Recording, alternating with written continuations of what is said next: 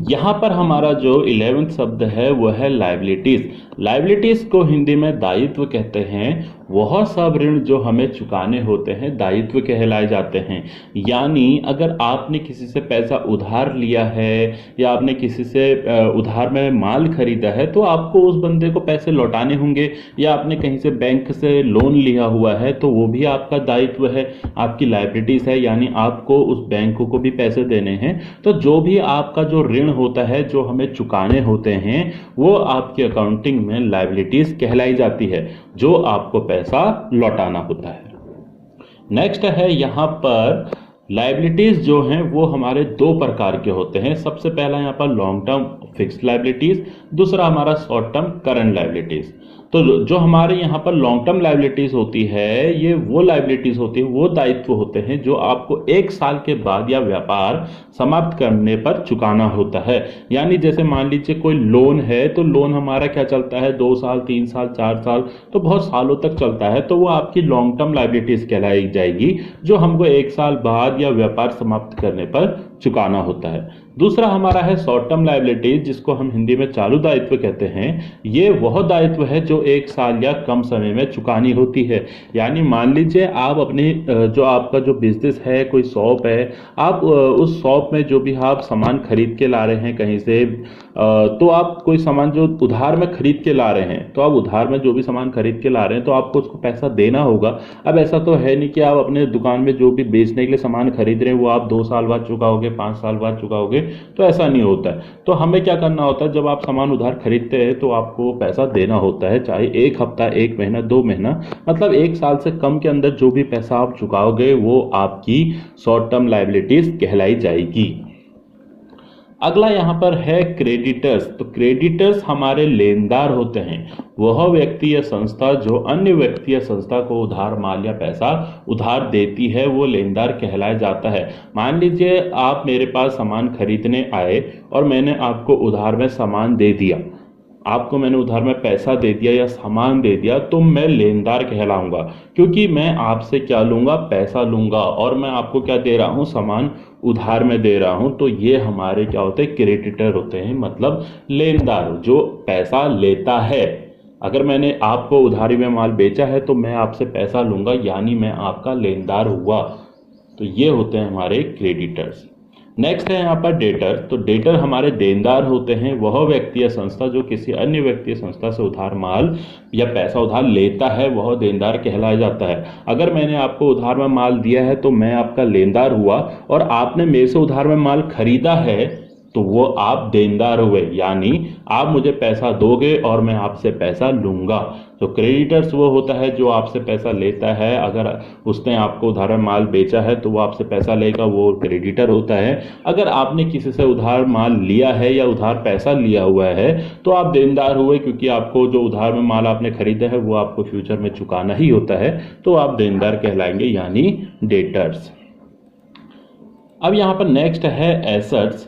व्यापार में समस्त वस्तुएं जो संचालन में सहायक होती है संपत्ति कहलाई जाती है। यानी अगर आपका कोई बिजनेस है और आपकी लैंड हो गई, बिल्डिंग हो गई, फर्नीचर हो गया, कंप्यूटर हो गया, तो ये सारी आपकी क्या हुई, एसेट्स हुई, जो आप क्या करते हो, अपने व्यापार को संचालन में आपकी मदद करता है। मतलब आप कोई भी व्यापार करते हो तो आपके चलाने में वो सहायता करता है। एसेट्स भी हमारी 2 प्रकार की होती हैं, फिक्स्ड एसेट और करंट एसेट। फिक्स्ड एसेट्स वो एसेट्स होती हैं, वे वस्तुएं जो व्यापार को चलाने के लिए स्थायी रूप से खरीदी जाती है, वह स्थायी संपत्ति कहलाई जाती है, जिन्हें हम बेचने के लिए नहीं खरीदते हैं। जैसे फिक्स्ड एसेट्स हमारी लैंड हो गई, बिल्डिंग हो गई, फर्नीचर हो गया, तो ये हम बिजनेस में हमारा जो चलाने के लिए हम बिजनेस में ये एसेट्स को खरीदते हैं, ना कि बेचने के लिए। दूसरा हमारा होती है करंट एसेट, वह संपत्ति जो स्थायी रूप से व्यापार में नहीं रहती है, जैसे बैंक में जमा पैसा या स्टॉक हो गया, तो बहुत सारी चीजें हमारी करंट एसेट्स होती है। जैसे हमारा पैसा है तो पैसा क्या होता है, हमारे पास हमेशा नहीं रहता, आता है जाता है, आता है जाता है। वैसे हमारा जो स्टॉक होता है, हमारे जो दुकान में सामान है, अगर हम खरीद के लाए हैं तो फिर वो हमने वो बेचना ही होता है, तो स्टॉक भी हमारा एक प्रकार से करंट एसेट्स कहलाई जाती है। तो नेक्स्ट यहाँ पर है बैड डेट्स। बैड डेट्स को डूबा हुआ ऋण कहा जाता है। जब उधार की रकम वापस नहीं मिलती है तो उसे बैड डेट्स कहते हैं, यानी जो आपका पैसा डूब जाता है। अगर आपने किसी को उधार में पैसा दिया है या उधार में माल खरीदा है और उसका पैसा आपको नहीं मिला, तो वो आपका क्या हुआ, पैसा डूब गया, मतलब वो पैसा आपको नहीं मिल रहा है, तो वो आपकी बैड डेट्स कहलाई जाएगी। नेक्स्ट यहाँ पर होती है ट्रांजैक्शन। हमारे अकाउंटिंग में ट्रांजैक्शन का बहुत यूज होता है। तो ट्रांजैक्शन को लेन देन कहते हैं। व्यापार में जिन वस्तुओं का क्रय विक्रय होता है उन्हें लेन देन कहते हैं। जैसे आपने कहीं से सामान खरीदा, फिर आपने उस सामान खरीदने के बदले आपने उसको पैसे दिए, तो वो आपका क्या हुआ, लेन देन हुआ। आपने कोई चीज़ ली है तो फिर आपने कोई चीज़ आपने उसको दी है। आपने सामान खरीदा है तो आपके पास सामान आया और आपके जेब से पैसा चले गया, क्योंकि आपने सामान पैसों में खरीदा। तो ये सारी चीज़ें हमारी ट्रांजैक्शन कहलाई जाती है। नेक्स्ट यहाँ पर है इनकम। इनकम होती है आय। किसी भी माल को बेचने पर उससे जो राजस्व प्राप्त होता है उसमें से जो खर्चों को घटाने के बाद जो राशि बचती है उसे आय कहते हैं। यानी मान लीजिए आपने कुछ सामान खरीदा, आपने 20 रुपए का कोई ब्रेड का पैकेट खरीदा है और आपने उसको 25 में बेचा। आपने उसको 25 में बेचा, यानी 20 रुपए का माल आपने 25 में बेचा, तो 25 से आप 20 माइनस कर दोगे, जो भी आपका खर्चा है उसको घटा दोगे, तो जो भी आपकी राशि बचती है वो आपकी इनकम कहलाई जाएगी। अब यहाँ से इनकम भी दो प्रकार की होती है, डायरेक्ट इनकम और इनडायरेक्ट इनकम। तो डायरेक्ट इनकम और इनडायरेक्ट इनकम हमने एक पार्ट बनाया हुआ है डायरेक्ट इनकम और इनडायरेक्ट इनकम का। उसका मैं लिंक आपको इस वीडियो में दे दूंगा डिस्क्रिप्शन में, तो आप डायरेक्ट इनकम और इनडायरेक्ट इनकम को वहाँ से अच्छे से समझ सकते हैं। तो यहाँ पर डायरेक्ट इनकम वो होती है, वो आय होती है जो मुख्य व्यवसाय से प्राप्त होती है। यानी आप कोई सामान बेच रहे हैं और कस्टमर ने उस सामान के बदले आपको पैसा दिया है, तो वो आपकी डायरेक्ट इनकम हुई। और इनडायरेक्ट इनकम वह आय होती है जो मुख्य व्यवसाय को छोड़कर होती है। जैसे आपका किराया हो गया, ब्याज हो गया, आपने किसी को कोई घर या कोई शॉप, कोई रूम रेंट पे दिया है, तो वहाँ से आपका पास किराया आ रहा है, तो आपकी इनडायरेक्ट इनकम हुई। या आपने किसी को ब्याज में पैसा दिया है या लोन दिया है, तो आपका वहाँ से जो भी ब्याज आ रहा है तो वो भी आपकी इनडायरेक्ट इनकम ही होती है। नेक्स्ट यहाँ पर एक्सपेंसेस होता है हमारा हिंदी में व्यय। माल को खरीदने तथा बेचने में जो खर्चा होता है वह हमारा एक्सपेंसेस कहलाया जाता है। अब एक्सपेंसेस भी हमारे दो प्रकार के होते हैं, डायरेक्ट एक्सपेंस और इनडायरेक्ट एक्सपेंस। हमने एसेट्स और एक्सपेंसेस की वीडियो भी बनाई हुई है, मैं इसका लिंक भी आपको डिस्क्रिप्शन में दे दूंगा। अगर आप वहां से इस वीडियो को देखेंगे, क्योंकि हमने उसमें डिटेल में समझाया हुआ है डायरेक्ट एक्सपेंस और इनडायरेक्ट एक्सपेंस, तो आप उस वीडियो को भी जरूर देखिएगा, आपको वहां से बहुत अच्छी तरह समझ आ जाएगा। तो डायरेक्ट एक्सपेंस हमारे प्रत्यक्ष व्यय होते हैं। ये वे खर्चे होते हैं जिन्हें व्यापारी माल खरीदते वक्त करता है या माल के उत्पादन में करता है, अर्थात कच्चे माल पर होने वाले खर्च को प्रत्यक्ष व्यय कहलाता है, प्रत्यक्ष व्यय कहते हैं।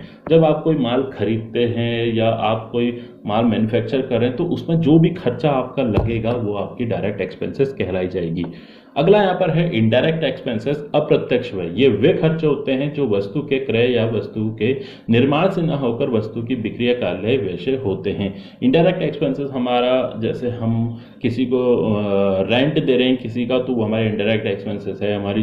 हमारे ऑफिस में स्टेशनरी का खर्चा है या हमारे रिफ्रेशमेंट का खर्चा है, तो ये सारी हमारे इनडायरेक्ट एक्सपेंसेस में आते हैं। पर डिस्काउंट को हिंदी में छूट कहते हैं। व्यापारी द्वारा दिए जाने वाली रियायत हमारी छूट या बट्टा कहलाती है। तो यहाँ पर ये भी दो प्रकार के होते हैं। सबसे पहले हम बात करेंगे यहाँ पर ट्रेड डिस्काउंट की। तो ट्रेड डिस्काउंट को हिंदी में व्यापारिक छूट कहते हैं।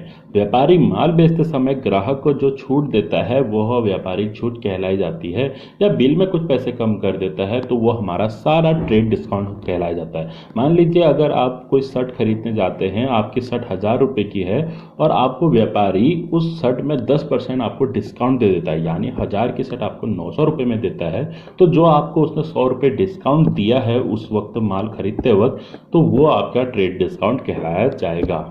अगला है हमारा यहाँ पर कैश डिस्काउंट, जिसको नगद छूट कहा जाता है। जब किसी ग्राहक को कोई माल उधार बेचा जाता है और उसे निश्चित अवधि में पैसा देना बताया जाता है, अगर वह अवधि से पहले पैसा जमा कर देता है या तो उसे एक छूट दी जाती है, वही कैश डिस्काउंट कहलाता है। मान लीजिए अगर आपने कहीं से 10,000 का कोई सामान उधार में लिया है और आपसे व्यापारी ने कहा है कि अगर तू 6 महीने के अंदर मेरे को 10,000 रुपये लौटा देता है, तो अगर आप 10,000 रुपये जमा कर देता है तो उसमें आपको एक छूट दी जाएगी, तो वही छूट उसकी कैश डिस्काउंट कहलाई जाएगी।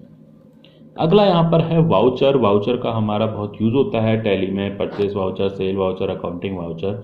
तो व्यापारी संबंधी सभी व्यवहारों के लेन देन के प्रमाणों के लिए जो डॉक्यूमेंट लिए तथा दिए जाते हैं वह प्रमाणक कहलाया जाता है।